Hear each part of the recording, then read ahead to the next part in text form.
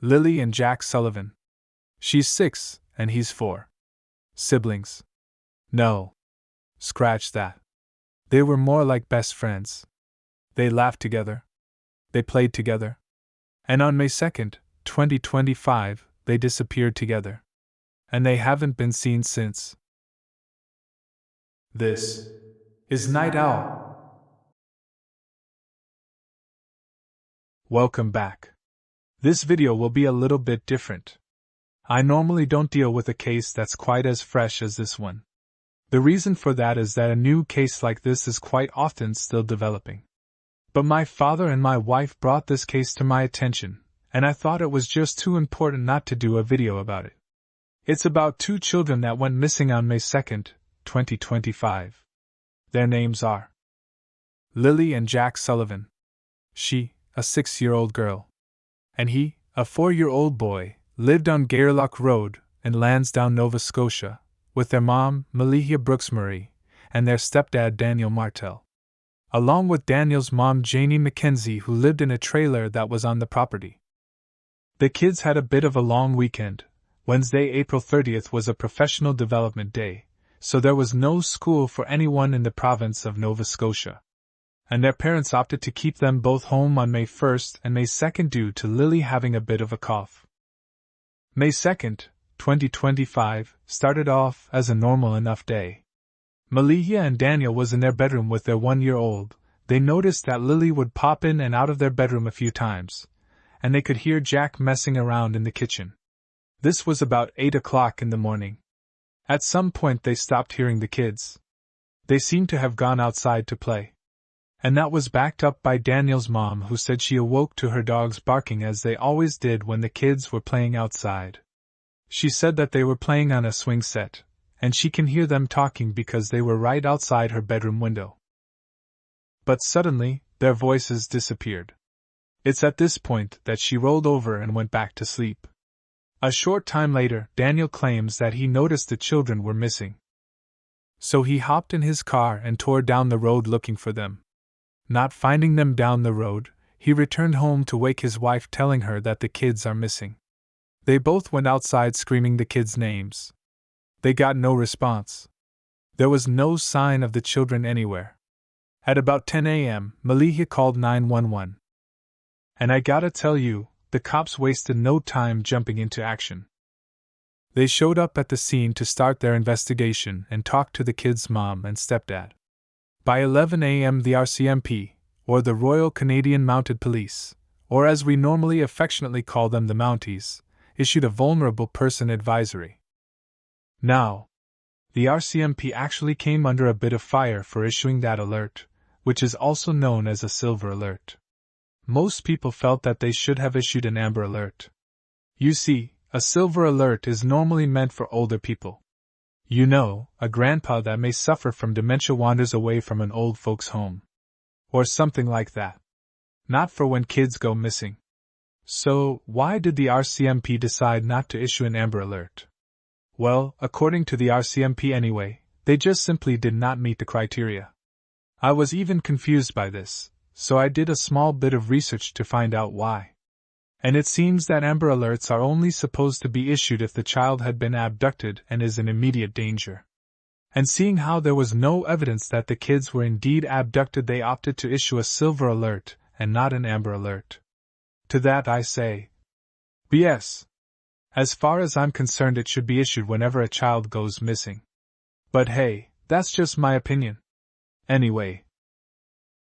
At the time they went missing, they believed that Lily was wearing a pink Barbie top and pink rubber boots with a rainbow design on the side. She was also believed to be carrying a cream-colored backpack with a strawberry design at the time of her disappearance. As for Jack, they believe he was wearing a pull-up diaper, black Under Armour jogging pants, and blue rubber boots with a dinosaur design. The day after they went missing, they had at least 100 police officers and volunteers searching around their residence. They had people, dogs, drones, and helicopters helping with the search. The kids' mother spoke to CTV and stated that they are still hopeful that the children will be returned to them. She also said, and I quote, "We just want them home as soon as possible." She went on to say, The night of May 2nd was one of the worst nights because I didn't have them in their beds, and I don't want to go another night without them. On the very same day, the Premier of Nova Scotia named Tim Houston released this statement. In it he said, and I quote, "People in Pictou County and across Nova Scotia are praying for a positive outcome for 2 missing children. During this time of worry, please know that our first responders and volunteers are working tirelessly during this 24/7 operation." By the 4th of May, the number of searchers grew to 160. And of course, their investigation went way beyond just search and rescue. They also conducted tons of interviews, including some polygraph tests. They, of course, interviewed the family first because they always do.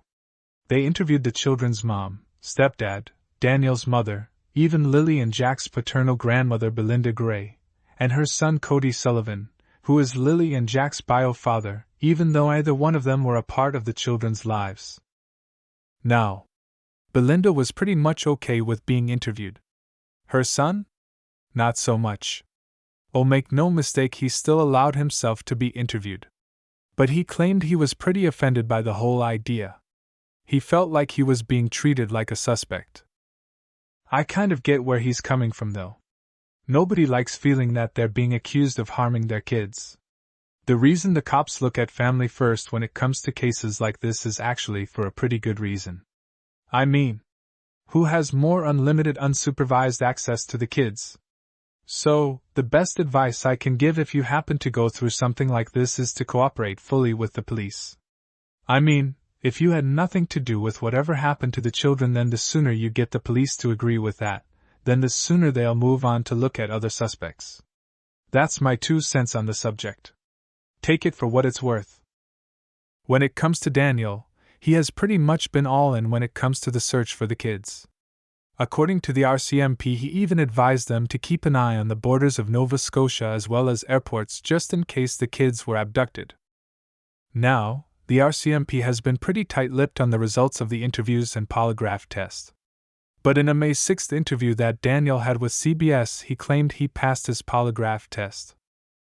So, what evidence has the Mounties been able to uncover at this point? Well, unfortunately, not really a hell of a lot. I mean, they did find a piece of a blanket that belonged to the kids, and a dinosaur boot print that they believe might have come from Jack's boot, both of which was found fairly close to their home. They have determined, though, backed up by video, that the last time the kids were seen in public was in the company of family. According to Daniel, it was him and his wife and the 3 kids when they were at New Glasgow. So yeah, that's not really a lot to go on. Now, that's not because of the lack of effort of the police, you understand. I mean, they're in the process of going through 5,000 video files, they've interviewed over 60 people, and they've been assessing more than 600 tips. The problem is none of it has produced any evidence or proof. Does that mean the RCMP has handled this investigation perfectly? Well, no, not really. I mean, there have been quite a few complaints that the police haven't been as forthcoming as some people feel they should have been.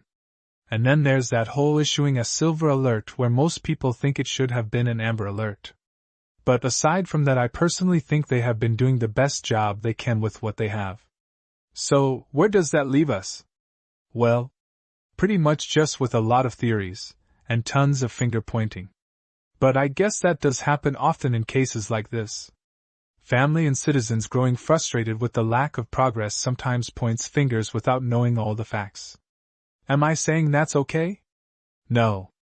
Absolutely not. I mean, you could end up accusing and harassing a person that had nothing to do with it. And that could make a bad situation so much worse. I think the statement that was released by the Chief and Council of the Sipencatac First Nation people, of which Lily and Jack were members, said it best. And I quote, "We understand that people across Turtle Island are closely following the case of Jack, 4, and Lily, 6, Sullivan, who went missing on the morning of Friday, May 2, 2025, from Lansdowne Station in Pictou County. Our Chief and Council, Administration, and the entire community are united in our strong desire to see these children return home safely. Our thoughts are with them every moment until they are found. Given the seriousness of this situation, We want to remind our community and the public that, regardless of personal feelings or speculations, our collective focus should remain on the children's safety.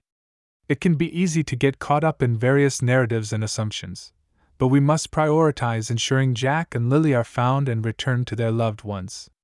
We kindly ask our community to approach this sensitive situation with compassion and understanding.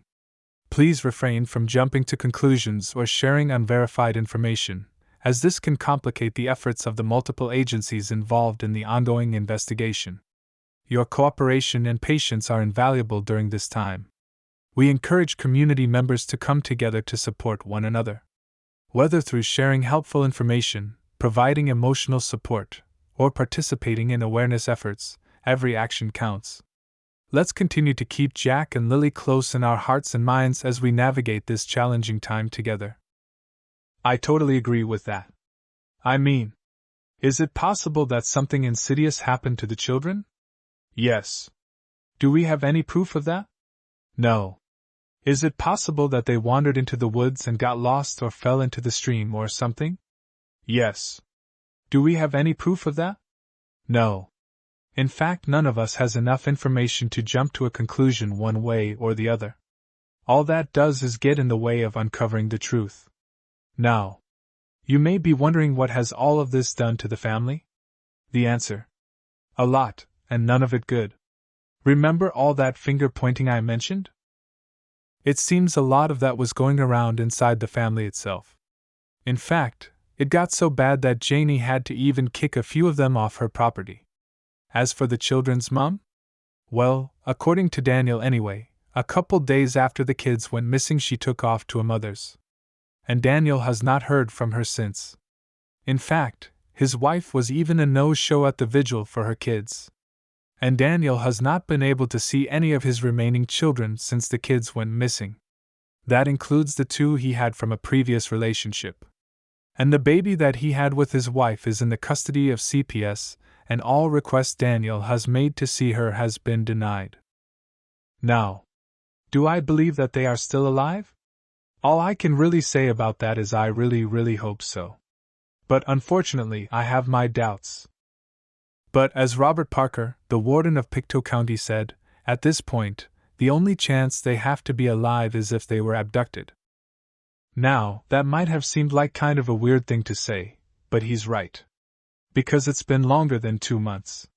It would be so very unlikely that 2 children that young could be lost in the woods for that long, and actually survive the experience.